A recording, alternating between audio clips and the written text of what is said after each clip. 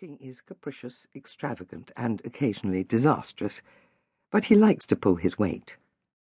Tall and wide-shouldered in his navy Aran jersey, unravelling at the cuffs and patched at the elbows, his thick thatch of badger-streaked hair falling forward as he bends to take the plates out of the bottom oven of the Aga, he looks like an amiable bear. Ed's approach to life is simple, unhurried. He hates fuss or extravagant emotion, and believes himself to be inadequate in fulfilling people's expectations of him. The women who are drawn to his innate kindness, his gentleness, grow irritated by his inability to commit.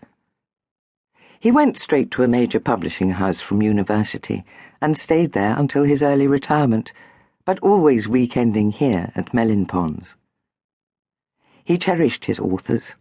Naturalists, travellers, gardeners, enjoyed launch parties and lunches, but in his middle 50s, with his childless marriage drifting into an amicable divorce, he decided to move back to Cornwall. His own book, published 2 years later, Wild Birds of the Peninsula, was an astonishing success, partly attributed to his charming ink drawings and beautiful photographs. Wild Birds of the Cornish cliffs and coasts followed, and now he is planning Wild Birds of the Cornish inland lakes. Colliford, Crowdy, Sibley Black. To his regret, their own lake is too small to harbour more than a few wild duck, too domestic to be home to tufted or great-crested grebe.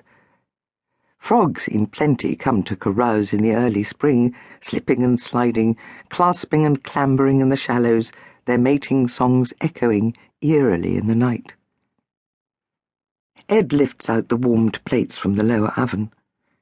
Billa and he were always happiest here at Mellinponds, always glad to leave the big townhouse in Truro at the beginning of the summer holidays.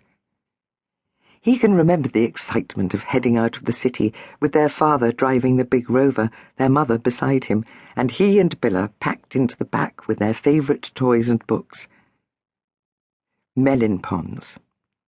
Built as a mill in 1710, extended and converted into a butter factory by a cooperative of local farmers in 1870. Their branch of the St. Enadoc family made its wealth from mining, and great-grandfather bought this piece of land with its mine, now defunct, the mill and some cottages, back in the 1870s. In 1939, the butter factory closed when the men were called up for war, and it lay derelict until Harry St. Enadoc decided to convert it. Mellinponds was his post-war project. He'd had a bad war, and afterwards took very little interest in the family business, passing more responsibility to his fellow directors, resigning from the boards of the great mining companies, until, at last, he moved his family out of Truro and settled in this quiet valley.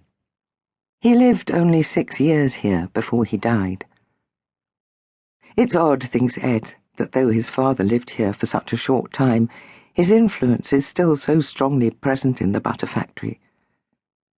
It was his idea to use the old millstone as a hearthstone beneath a granite chimney breast, which takes up one whole corner of the hall from where it is possible to look up and up, past the galleried landing to the massive black beams in the roof. The great window facing down the valley was his idea too.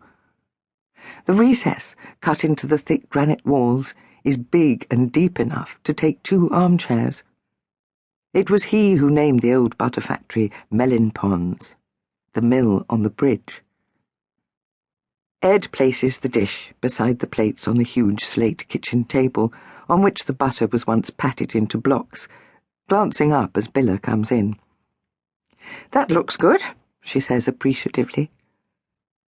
The kitchen is warm and full of delicious smells. Miles Davis is playing "I'll Remember April," whilst Ed's Newfoundland, the colour of tobacco and called Bear because as a puppy he looked like a brown bear cub, sleeps peacefully on an ancient sagging sofa beneath the window. Keeping her eyes resolutely away from the mess Ed will have made at the business end of the kitchen, Billa sits down at the table. The huge dog raises his head, checks her arrival and slumps down again.